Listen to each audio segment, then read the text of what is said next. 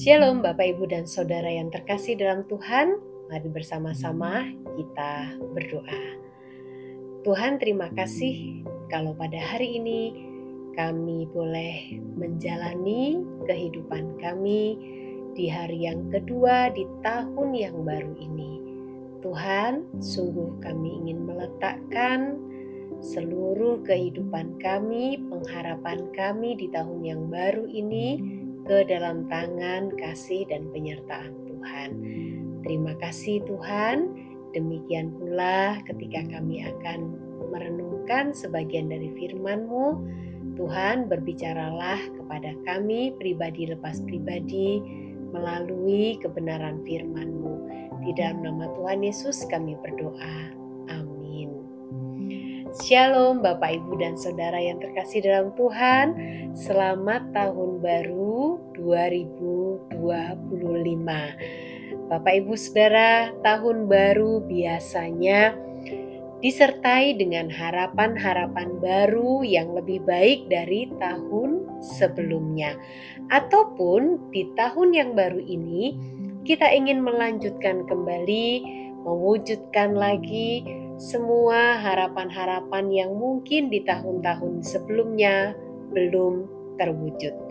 Tetapi terlepas dari semua apa yang menjadi harapan baik kita di tahun ini, maka biarlah hidup kita boleh semakin dipimpin di dalam hikmat Allah. Sehingga Bapak Ibu, bukan saja harapan-harapan baik yang terwujud, tetapi hidup kita secara pribadi semakin lebih baik di hadapan Tuhan. Nah, Bapak Ibu dan Saudara, bukan sebuah kebetulan bagi kita jika hari ini kita bersama-sama merenungkan kebenaran firman Tuhan yang akan mengingatkan kita kembali untuk kita boleh hidup berdasarkan hikmat Allah dan bukan hikmat dari dunia ini. Landasan firman Tuhan hari ini terambil dari Yakobus 3 ayat 13 hingga ayatnya yang ke-18. Yakobus 3 ayat 13 hingga ayat yang ke-18. Siapa di antara kamu yang bijak dan berbudi?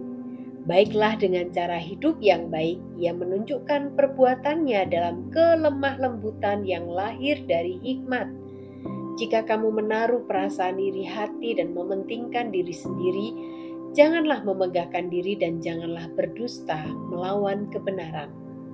Hikmat seperti itu tidak datang dari atas, tetapi dari dunia, dari nafsu manusia, dari setan.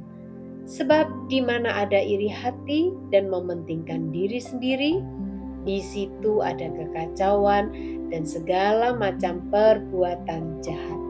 Namun, hikmat yang dari atas pertama-tama murni, selanjutnya cinta damai, ramah, penurut, penuh belas kasihan dan buah-buah yang baik, tidak memihak dan tulus ikhlas. Buah yang terdiri dari kebenaran ditaburkan dalam damai untuk mereka yang membawa damai. Nah, Bapak Ibu dan Saudara yang terkasih dalam Tuhan, apa itu hikmat Allah?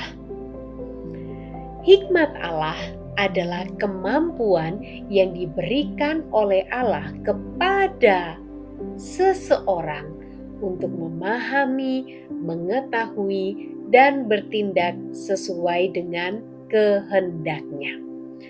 Karena itu bacaan firman Tuhan hari ini menunjukkan kepada kita seperti apa buah dari hidup seseorang yang hidupnya dipimpin oleh hikmat Allah.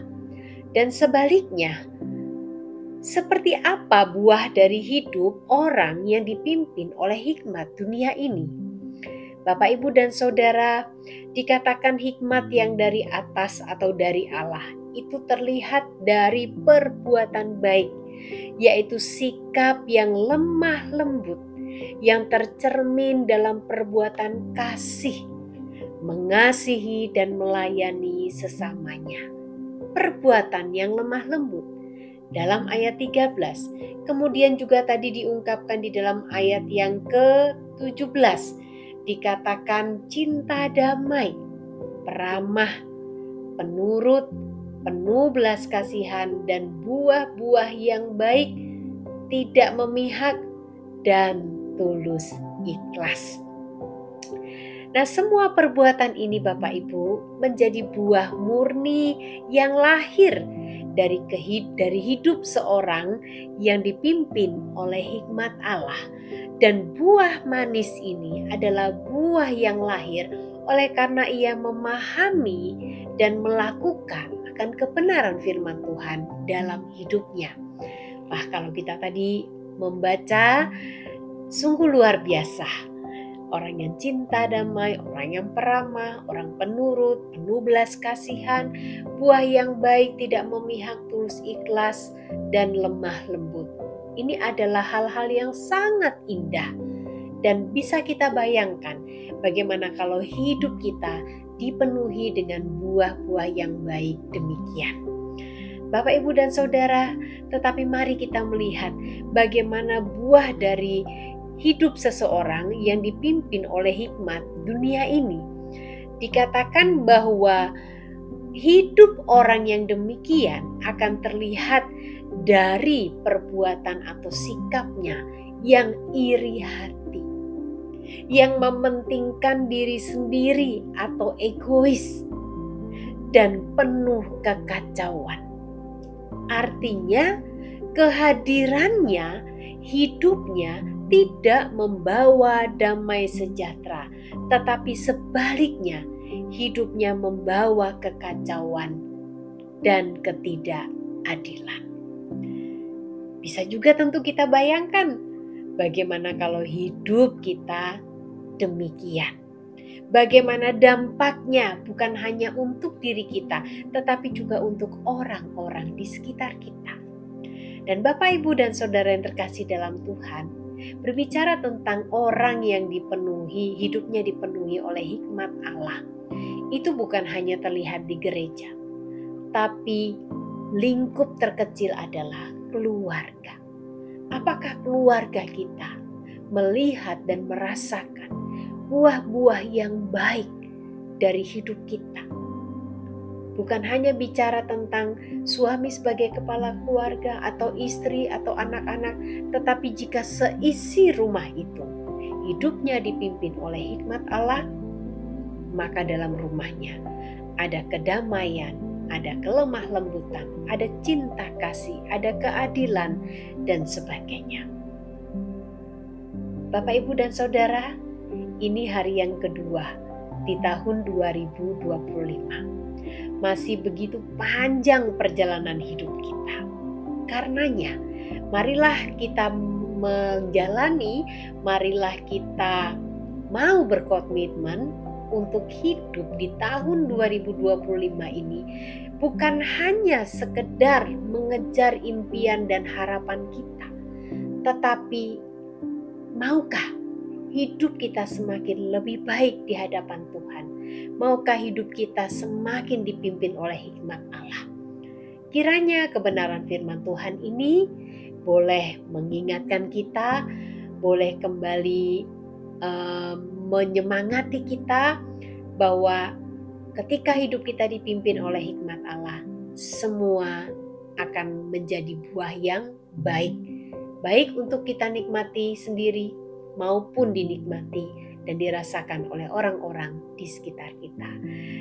Terima kasih Bapak, Ibu, dan Saudara.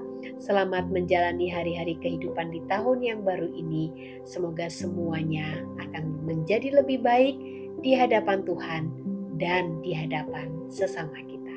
Tuhan memberkati. Mari kita berdoa. Tuhan, kami serahkan kehidupan kami di tahun baru ini, Tuhan. Banyak hal, harapan, impian yang mungkin menjadi doa kami, tetapi biarlah kami tidak melupakan bahwa kami pun mau berkomitmen bahwa hidup kami di tahun 2025 ini harus semakin berkenan di hadapan Tuhan, di mana hidup kami mau dipimpin oleh hikmat Tuhan. Terima kasih Tuhan, dalam nama-Mu kami berdoa dan kami mengucap syukur.